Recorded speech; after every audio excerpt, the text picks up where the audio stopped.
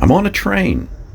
GameMasters here, and well, I was on a train, but the background audio proved to be too loud, so I opted to dub over, but wanted to still show the train itself. Trains are just cool. Being on that train got me to thinking about different games involving trains. There are many train games out there, and I wanted to list a few of my favorites that we used to play way back in the day. Colt Express pits players against each other in trying to rob a train. Whoever gets the most loot wins. It is a game of heavy strategy, and it includes elements of bluffing and planning. You can steal loot from other players, even sabotage their plans. Luck comes into play a decent amount, but the game has great replayability because of the randomness and strategies involved. It takes place in the Wild West and takes about 45 minutes or so to play, and is designed for 2 to 9 players.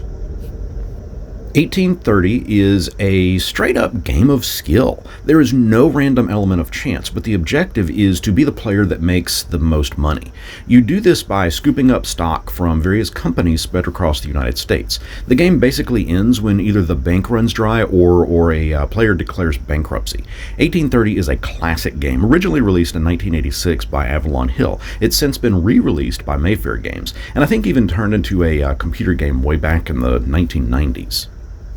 Ticket to Ride is perhaps one of the most popular train games that I've played, though. You are trying to build railroads across America. The game involves cards that you need to match to expand your iron-built, coal-burning empire.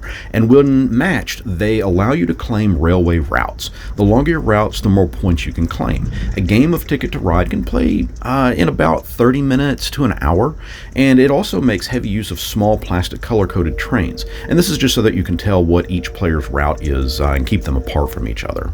This last one I want to bring up isn't exactly a game, but is rather a little tin full of small trains, kind of like replacement pieces, which actually work wonderfully with Ticket to Ride, as well as other games, as each tin comes with its own color of trains.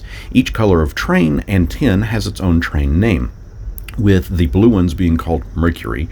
Black trains are the Midnight Express. Green and red are the General. Red, gold, and black trains are called the Sunset, and the yellow and black ones are called the Hornet. Again, they don't really do anything but sit there, but they can be used as unique replacement pieces for some of the above-mentioned train-based games. I guess you could even use them as tokens in Monopoly if you wanted. It's funny, when I initially started making this video on the train, I started to get some strange looks from some of the folks on that, and I guess they thought maybe I was talking to myself. I don't know. But what are some of the other train games that you guys have enjoyed playing? Let me know down in the comments. Talk to me about what you liked about that game's strategy or even just the aesthetic and beauty of the game's board. Again, comment below, and until next our tracks cross, may you ride the rails of life to the fullest.